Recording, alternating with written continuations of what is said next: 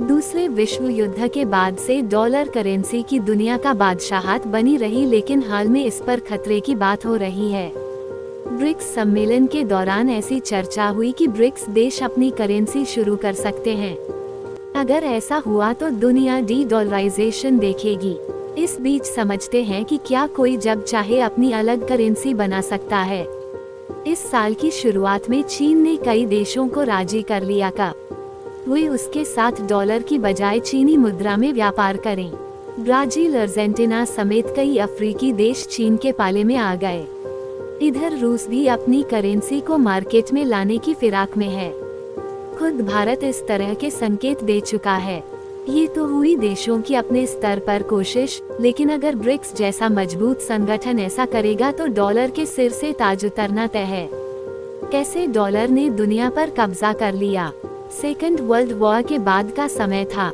America को छोड़कर ज्यादातर देशों में भयंकर तबाही मची थी। इमारतें, सड़कें, पुल, सारा सिस्टम खत्म हो गया था।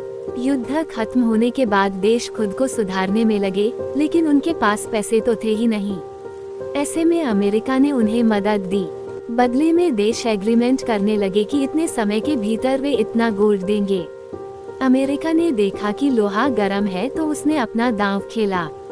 वो देशों से कहने लगा कि गोल्ड की बजाय वे अमेरिकी डॉलर में सौदा करें तो ज्यादा बढ़िया रहेगा। इस तरह से डॉलर ने अपनी धौंस जमाई। अमेरिका के पास है सबसे बड़ा गोल्ड भंडार। तब न्यू हैम्पशायर के ब्रेटन वुड्स में विकसित देश मिले और उन्होंने अमेरिकी डॉलर के मुकाबले सभी मुद्राओं की विनिमय दर तय की। उस समय अमेरिका के पास दुनिया का सबसे बड़ा गोल्ड रिजर्व था। ये मान लीजिए कि पूरी दुनिया का 3/4 सोना उसके पास था। इससे उसकी बात और उसकी मुद्रा दोनों की मजबूती पक्की हो गई। मुद्रा से पहले क्या था? इससे ठीक पहले कोई तय इंटरनेशनल मुद्रा नहीं थी, जबकि और पहले की बात करें तो कोई करेंसी ही नहीं थी।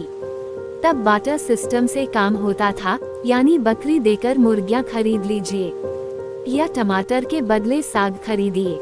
जिसके पास जो होता और जिसे उसकी जरूरत होती, दोनों अपनी चीजें अदल बदल कर लेते।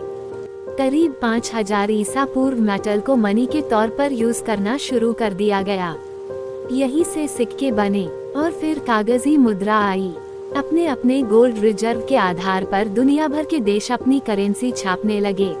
क्या हम अपनी खुद की मुद्रा ला सकते हैं? हाँ, अगर लोग उसे करेंसी मानने को तैयार हो और उसके बदले कीमती चीजें दे सके तो आप अपनी खुद की मुद्रा बना सकते हैं। लेकिन जितना लग रहा है, ये उतना आसान नहीं। इसके लिए पूरी प्लानिंग की जरूरत होती है और प्राइवेट करेंसी लीगल भी नहीं। ये वैसा ही है जैसे एक देश के बीचों बीच अपना देश खड़ा कर देना। ये दुनिया से कटने की तरह है, जब तक कि इसे कानूनी और लोगों की सहमति नहीं मिल जाती। बार्टरिंग सिस्टम शुरू करने की बात होती भी रही। अर्जेंटीना में साल 2001 के दौरान मुद्रा की वैल्यू बहुत कम हो गई। तब ग्लोबल बार्टर क्लब नाम से एक संस्थान बना। ये बार्टरिंग सिस्टम पर काम करता था, यानी एक चीज के बदले दूसरी का लेन देन। लेकिन जल्द ही ये सिस्टम बंद करना पड़ा। लोन लेकर अर्जेंटीना ने दोबारा सामान्य स्टेट में लौट सका। क्यों नहीं हो सकता बार्टरिंग सिस्टम? साल 2008 की मंदी के दौरान भी कई देशों ने बार्टर सिस्टम शुरू करने की बात की थी, लेकिन करेंसी के आने के बाद ये उतना आसान नहीं। बार्टरिंग के फेल होने का भी डर है, क्योंकि पहले आसपास के लोग आपस में लेन देन करते थे, जबकि अब देशों के स्तर पर इंपोर्ट एक्सपोर्ट होता है। साथ ही गोदाम और क्वालिटी चेक भी मुद्दा है। कुल मिलाकर बार्टरिंग या नई करेंसी की बात जरा मुश्किल ही है। इसमें सबसे बड़ी बात है भरोसा और ग्लोबल इंपोर्ट एक्सपोर्ट, जो करेंसी के बगैर संभव नहीं। द्वीप पर है स्टोन करेंसी का चलन। प्रशांत महासागर से घिरे यप द्वीप में छोटे साइज से लेकर इंसानी आकार के सिक्के चलते हैं। लगभग 100 स्क्वायर किलोमीटर में फैले इस द्वीप में लगभग 12,000 लोग रहते हैं, जो कई गांवों में बटे हैं। हर गांव और हर परिवार के पास कुछ सिक्के होते हैं। जिसके पास जितने ज्यादा और जितने भारी पत्थर होंगे, वो उतना ही अमीर माना जाएगा। भारी पत्थरों के बीच एक बड़ा छेद रहता है, ताकि जिसे वो करेंसी दी जाए वो उसे ठेलकर अपने घर तक ले जा सके।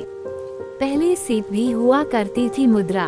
स्टोन करेंसी की शुरुआत के बारे में कहीं खास जानकारी नहीं मिलती कि इसकी शुरुआत क्यों और कैसे हुई। माना जाता है कि इसकी एक वजह यहाँ पर किसी भी तरह की बहुमूल्य धातु या कच्चे माल का न मिल पाना है। यहाँ न तो सोना है न कोयला। ऐसे में सदियों पहले इन्होंने चूना पत्थर को ही करेंसी की तरह इस्तेमाल करना शुरू कर दिया होगा। कुछ सालों पहले समुद्र में मिलने वाली सीपियां भी यहाँ पैसों की कीमत रखा करती थीं।